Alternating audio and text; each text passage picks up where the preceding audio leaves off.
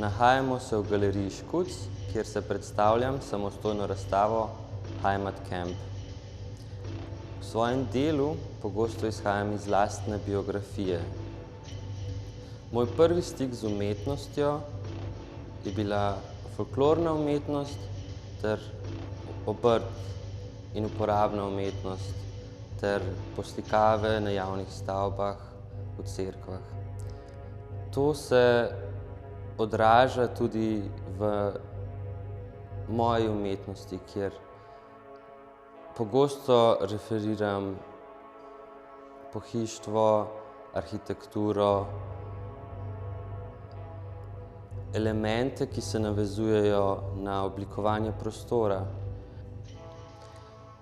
V svojem delu rad uporabljam postopke iz umetne obrti oziroma oblikovanja. To je verjetno spet navezati, da so oblikovani predmeti in predmeti iz ljudske obrti vseeno bili tisti moj prvi stik z lepim, z umetnostjo na tak način. Hkrati pa je to mogoče tudi nek način kljubovanja, da nekim avtoritetam, ki odločajo, kaj spada v okvir resne sodobne umetnosti. Zato zelo rad uporabljam zelo rad mešam to neko uporabno umetnost in jo prinašam v galerijski kontekst sodobne umetnosti, ker sama gesta tega ima zame tudi neko družbeno ali pa politično vrednost. Naslov razstave Heimat Camp je sam v sebi oksimoron, nasprotje. Heimat se navezuje bolj na vsebino, camp pa na gesto. Heimat je nemška beseda za dom oziroma domovino, medtem ko je camp v svojem tekstu Notes on Camp najbolje utemeljila Susan Sontag. Camp se navezuje na neko pretiravanje v gesti, v barvi, v ornamentu, v obnašanju in ga sam razumem tudi v queer kontekstu. Susan Sontag sicer pravi, da camp ni političen, ampak v svojem delu se mi zdi, da uporabljanje stila, uporabljanje ornamentov ima lahko neko družbeno oziroma politično vrednost. V stenski poslikavi Mountains, ki je na prvi pogled povsem dekorativna, gre za neko ponavljanje cikcak vzorca, ki ga je mogoče brati tudi kot Triglav, nek nacionalni simbol, ki pa je v mojem delu obarvan v vijolične in rožnate barve in s tem ponavljanjem ta močna nacionalna konotacija simbola postane poetična oziroma se njen pomen spremeni. Ob vstopu v galerijo nas pozdravijo razpeti trakovi, ki so navezava na okrasje prostora. Zame je bila to primarno referenca na okrašene cerkve ob raznih birmah in praznikih. S temi svetlečimi trakovi so zamenjavo barve, ki sem jo v tem delu naredil, vsem ta kontekst razširja in v bistvu ustvarja prostor pod temi trakovi, kjer je vsak dobrodošel in kjer je vsak sprejet. Eno osrednjih del na razstavi so trije varuhi, angeli. Figura angela me je zanimala, ker jo poznamo iz religiozne ikonografije, v svojem delu pa sem jo želel nekako izolirati iz tega konteksta in jo narediti občo in dostopno za vse. Figura angela mi je bila zanimiva, ker se velikokrat nahaja v religioznih kontekstih, ampak se izogiba determiniranosti spola in je kot figura sama pogosto opulentna in predstavljena z velikimi plahotajočimi krili. Formalno sem izhajal iz knjižne opreme Ivana Pengova, ki je opremljal Mohorjeve koledarje v prejšnjem stoletju. Želel sem ustvariti varuhe, ki so tu za vse identitete, ne glede na to, od kod prihajajo ali kako se definirajo. Te figure, ki so malo nadnaravne velikosti, lebdijo v prostoru, saj so instalirane par centimetrov od stene. V svoji formi oziroma stilu se navezujejo na figuraliko socrealizma, pa vendar kljub svojim ostrim linijam vseeno mislim, da izžarevajo nekakšno mehkobo. Figure so izrezane iz iverne plošče, ki je potem prebarvana z bleščičasto vijolično barvo.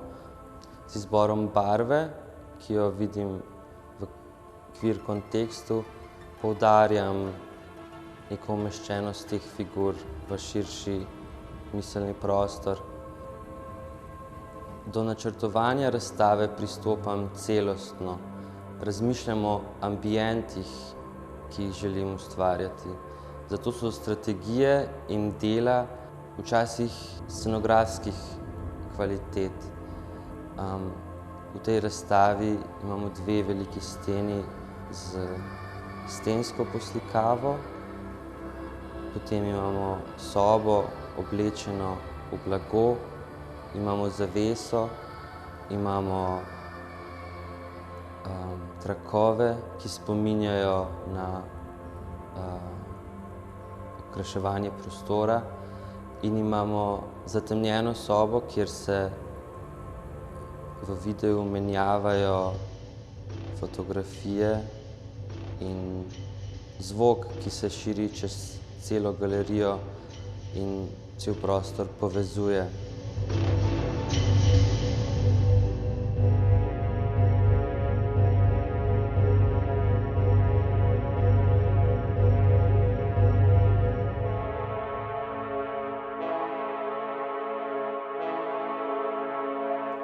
Tekom mojega življenja v tujini sem se znašel v situaciji, da vedno rad poslušam skladbe, ki me spominjajo na moje otroštvo, na odraščanje v nekem podeželskem okolju.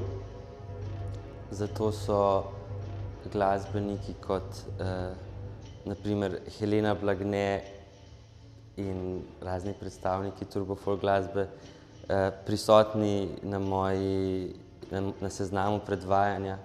Tekom tega poslušanja pa poleg te čisto telesne reakcije na te melodije prepoznavam neke poetične kvalitete teh besedil, ki si jih potem večkrat zapišem, in ti kratki stavki ali besedne zveze postanejo včasih začetek ali pa naslov dela. V tej razstavi imamo delo Nositi goro in vonj sivke, Carrying a mountain and a scent of lavender, ki se nanaša na pesem Ptica vrh Triglava. V tej skladbi je tudi stavek Pokopal me bo nekdo, ki tujcu dober bo. Te lepe, ljubke in skrbno oblikovane podobe, ki na prvi pogled zapeljejo ali skušajo zapeljati gledalca, zato v sebi, v nekem poglobljenem branju nosijo tudi neko globje ali pa bolj melanholično sporočilo. Drugi dve stenski deli, ki se navezujeta na skladbe, sta dve manjši intarziji, kjer so koščki lesa izrezani in potem vsak posebej pobarvani v določeni barvi in sestavljeni skupaj. Obe deli imata arhitekturne motive. Eno delo izhaja iz hiše nekega podeželskega gorenjskega okolja, ki pa nima vrat. Naslov tega dela je Moja hiša nima vrat, ki izhaja iz pesmi Grenko vino Helene Blagne, za katero je besedilo napisal Feri Lajenšček.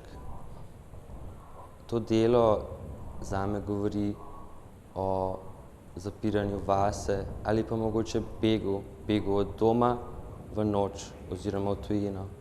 Drugo delo pa za inspiracijo vzame kozolec Toplar, in čeprav je kozolec in senik nekaj drugega, je naslov tega dela Ljubiva se na seniku, ki se navezuje na pesem Na seniku Atomic Harmonic.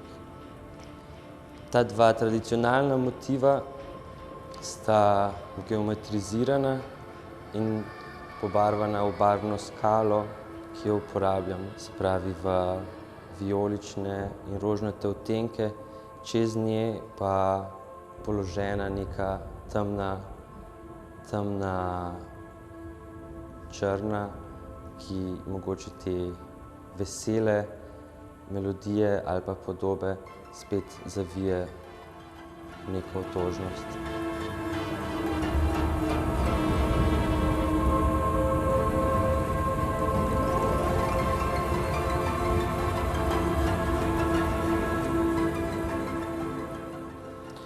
Eno osrednjih del na razstavi je tudi skrinja. Skrinja, ki ima mogoče funkcijo omare v kmečkem kontekstu, je bila zame zanimiva, ker je velikokrat bila poslikana z ornamenti, z rožami, s trnovimi kronami, srci, in je zame predstavljala eno najopulentnejših objektov v kontekstu ljudske kmečke arhitekture. Hkrati pa tudi skrinja, prostor zapiranja, skrivanja, zame spet predstavlja navezavo na lastno občutje v tem prostoru, kjer se neko zapiranje vase, skrivanje oziroma pobeg iz nekega zaprtega prostora pogosto pojavljajo. V zadnji sobi razstave se nahaja video, v katerem uporabljam fotografije in fotokolaže, ki so znova obarvani v to mojo barvno skalo. Te fotografije in kolaži so animirani in ustvarjajo hipnotično neko svetlobno atmosfero, ki pa je prelita z zvokom. Zvok, ki ga je oblikovala glasbenica Roza Anschutz, se meša z referencami na zabavne skladbe, ki me navdihujejo, kot so Srebrna reka, Žametne vrtnice in na koncu Dancing Queen, ki je odigran na orgle. Ta dramatičnost tega zvoka se povezuje z dramatičnim premikanjem fotografij, ki gledalca za trenutek premaknejo v nek drug svet.